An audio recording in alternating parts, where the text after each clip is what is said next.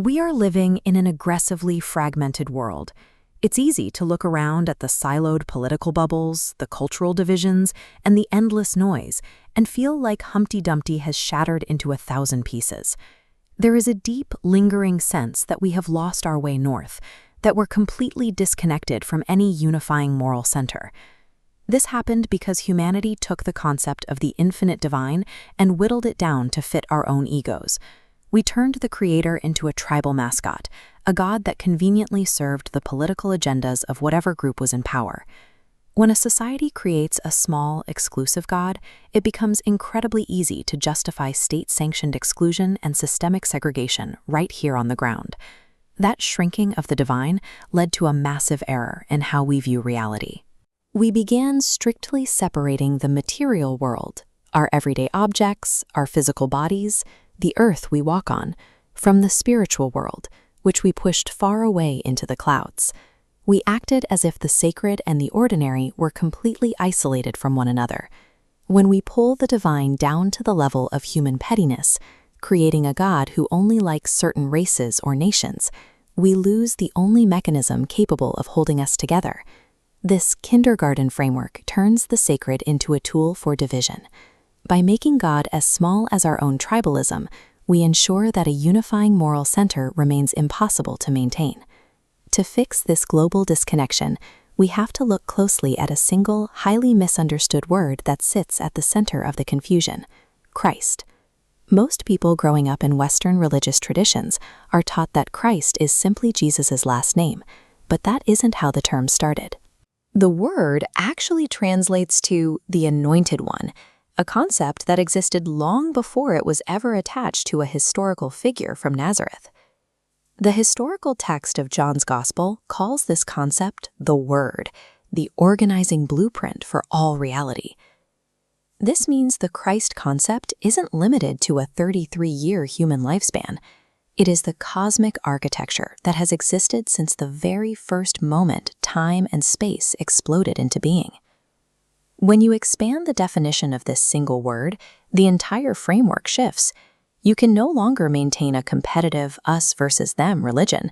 Instead, you are forced to grapple with an all-inclusive reality where the divine is true everywhere, for everyone, all the time.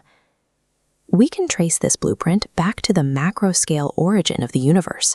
In the opening lines of Genesis, the very first act of creation is "Let there be light." Light serves as the physical medium that allows you to see everything else. It had to come first so the universe's beauty could be perceived. From that massive cosmic ignition, the blueprint scales all the way down to the dirt.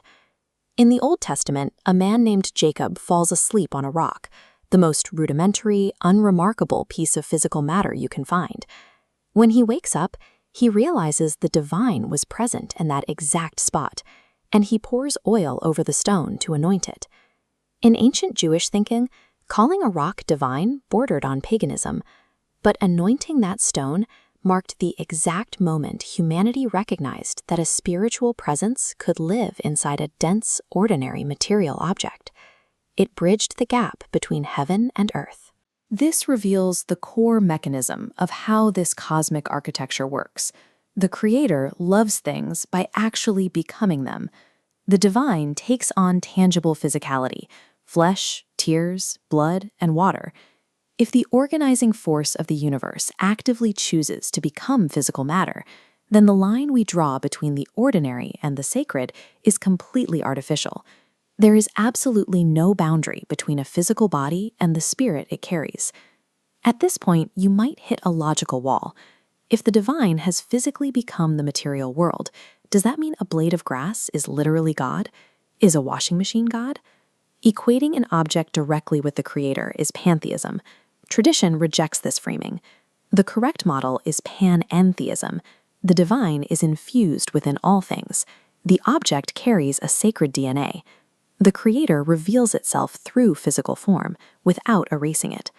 Because of this shared DNA, you can find that spiritual heartbeat everywhere. In blooming wildflowers, in skyscrapers at night, on a butterfly's wing, and in the family dog. Every single piece of creation carries this exact same code. To pollute the oceans or marginalize another human being is a direct, destructive offense against the physical architecture of the universe itself. This interconnected worldview challenges the pervasive doctrine of original sin, a phrase that, surprisingly, does not appear anywhere in the foundational biblical texts. If you look at the actual opening chapter of Genesis, the text repeats a very specific phrase 5 times in a row as the material world is formed. It was good, it was good, it was good. Genesis 1 establishes original goodness as the objective starting point for human existence. You were created from a blueprint declared valuable before you took a single action. This means your dignity is objective. It isn't a prize you earn through correct moral behavior or religious obedience. It is an inherent trait granted from the beginning. It survives intact even when external freedoms are stripped away in the darkest possible circumstances. This objective dignity removes the ego's primary weapon, the need to feel superior to someone else. When the divine DNA is recognized as universally shared, the us versus them mindset has no logical ground to stand on. The ego is stripped of the ability to use otherness as a tool for self-elevation. People who adopt this lens are often called mystics.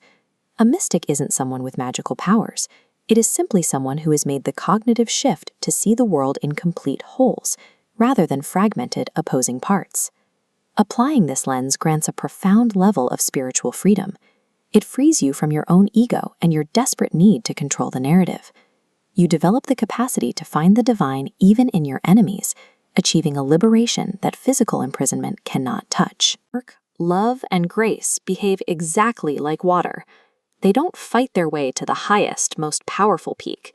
They flow unstoppably downward, slipping around every obstacle and seeking out the lowest, most vulnerable places on earth. When you realize that this unifying blueprint is everywhere, in the trees, in the architecture, and the people you disagree with, exclusion becomes impossible. There's nothing left to fear.